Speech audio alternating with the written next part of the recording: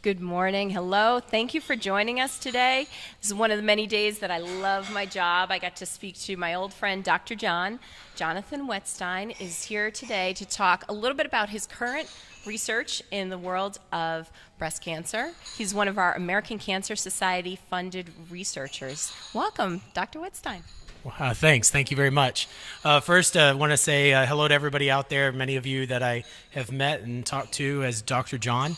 Our work is really started in the context of lung cancer through our funding through the American Cancer Society. What was amazing a couple years ago, it opened the door to us to understand the context of breast cancer, in particular drug-resistant or late-stage disease, and trying to understand how you overcome the problem.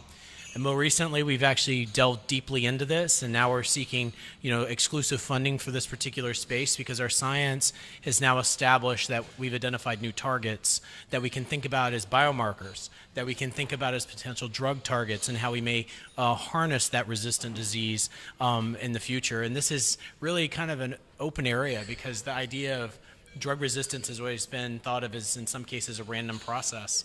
And so through the funding and through this kind of directed mechanism, we were able to uncover pathways and processes that are really important in this. And so it's kind of a, you use the word hope, and we're extremely hopeful and actually very optimistic that we keep making more and more. So when we started this project, we had one target gene in the cell that we could look at that was involved.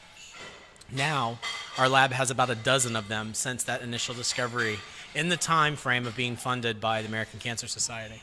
Awesome, awesome. And I think it's important to know, a lot of people think about breast cancer during October, Breast Cancer Awareness Month, but this work by yourself, by other ACS-funded researchers, it's going on constantly.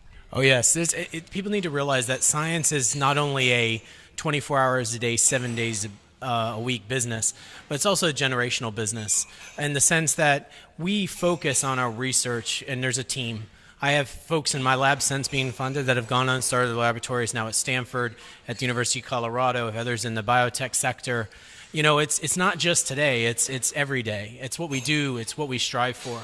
It's also really important for researchers to understand, as well as the community, that what we work on is not just one detail. Because when you put all the details together, ultimately you have an object. And I think it's really important to realize that the funding that may be directed to breast cancer always impacts another disease as well. The money that goes to lung cancer will impact another disease as well. And our work is a beautiful example because we want to understand a basic detail. And by getting that detail, we could then extend that across disease: ovarian cancer, breast cancer, myelomas, lung cancer, neuroblastomas in children. So the point is, if you understand it, you can start to apply it where it belongs.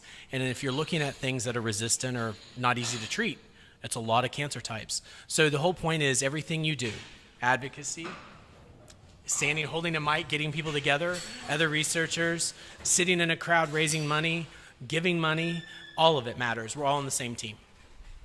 I couldn't have said it better myself, Dr. John.